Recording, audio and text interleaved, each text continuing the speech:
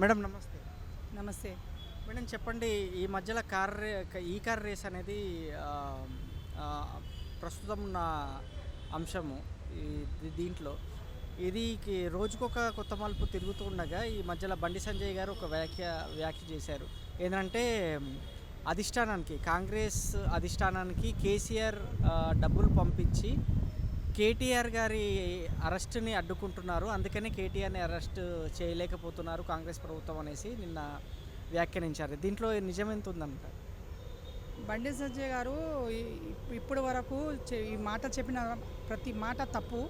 ఆయన ఈ మాటలు ఆలోచన పెట్టకుండా మాట్లాడుతుండ్రు.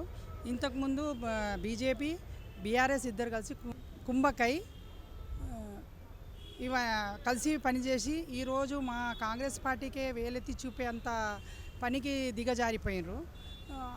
అలాగే ఈ ఈ బండి సంజయ్ గారు మీకు ఒకటే మాట చెప్తున్నాను నేను. మీరు నాలుకను దగ్గర ఉంచుకొని మాట్లాడండి. పిచ్చిగా వాగడం పబ్లిక్లో ప్రజలలో ఎక్కువ అయిపోతుంది. మీకు ఉన్న గౌరవం కూడా పోతుంది.